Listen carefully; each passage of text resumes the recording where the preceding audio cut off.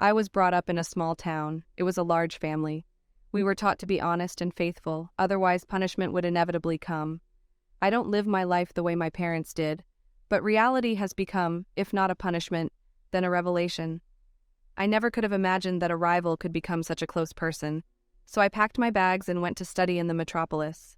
I had no idea how much it cost to live in the big city, and how chic that very life could be. I was lucky. I was noticed by a wealthy man, flowers, gifts, and naive dreams that tomorrow he will only be mine. And the one next to him, the old wife, she was no one at all. Just for the sake of the children together. After a while it began to dawn on me that I was just another puppet. He was not interested in me as a person, and all of my attractiveness is in my naivety and youth. What in fact did I get this year? A rented apartment that I won't be able to pay for if he decides to end the relationship? A car that actually belongs to his company? Clothes that will soon go out of style? That's how fear settled in my soul. I was really afraid of being on the street, of being back in my little town. You get used to a good thing too quickly, and it's so hard to wean yourself off what you've tasted. In short, I took off my rose-colored glasses and realized that I had to hold on to my breadwinner at all costs. In the meantime, slowly start saving something for a rainy day. My beloved must have sensed this. Probably he was getting bored. He only bothered to take care of me less and more, but he demanded more and more. We could hang out all day long, and in the morning he would easily comment on my tired appearance and the fact that I had begun to limp in my huge heels. He could openly compare me to his friends' new girlfriends and speculate about what I should correct with plastic surgery. Despite all this, I could not imagine my life without him. That all changed one night. He called ahead of time and warned me that he would not be alone and that I would be in my sexiest outfit. I have to admit, I thought he was going to brag about me again to his next acquaintance. But it wasn't like that.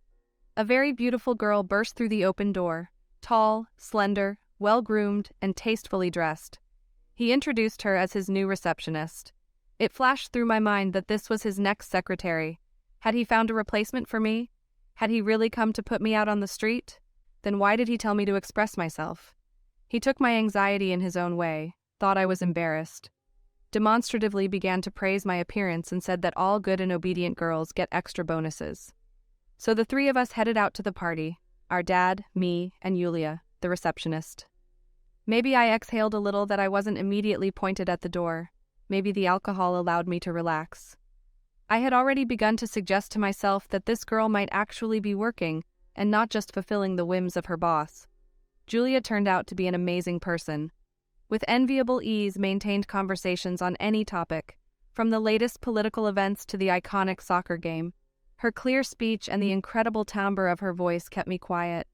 With my hillbilly turns, I could only provoke laughter. Daddy went home earlier than usual. My friends' delighted glances at my ass and their sincere admiration for Julia's erudition made him shine all evening. I already knew that glint in his eyes well. When he confidently said, "We're going to the house," I was sure that my lover was excited and that we were in for a hot night. He let both Yulia and me go ahead. I still couldn't figure out which one of us was the odd one out. Julie seemed to have figured it out before I did. Or had he told you his plans? She looked directly into my eyes, her soft fingers sliding over my face and neck. Another minute and I was flooded with a torrent of hitherto unexplored passion. "Oh yes, girls," our benefactor murmured as he watched Julia remove my dress and cover my body with kisses. He had always been stingy with caresses. Maybe that's why the touch of the rival, instead of disgusting, excited me to the point of insanity. A little more, and she spread my legs, continuing this madness. I no longer cared that our daddy joined us third, because her fingers were exactly where they needed to be every minute. And for the first time I felt what an orgasm felt like. When everything was over, and my benefactor tiredly reached for his cigarette, a strange uneasiness came over me. Julia seemed to sense it. She pulled me to her and hugged me like a little girl. I rested against her shoulder and felt a lump in my throat. I didn't want to let her go, didn't want her to disappear from my life, and she stroked my hair and kissed my forehead. A day later, I was told that I was moving to a new apartment in the center of the city. Julia looked out of the ajar door and happily kissed my cheek. The benefactor decided that our duet suits him fine. We did not mind. He didn't need to know that we were fine without him. We didn't dare talk about it. And why would we if we understood everything that way? Julia just walked into the bathroom as I was bathing. We looked at each other, and after a minute we couldn't stop. She knew exactly what I needed. Her caresses made me moan with pleasure. I never thought it was possible to fall in love with a woman.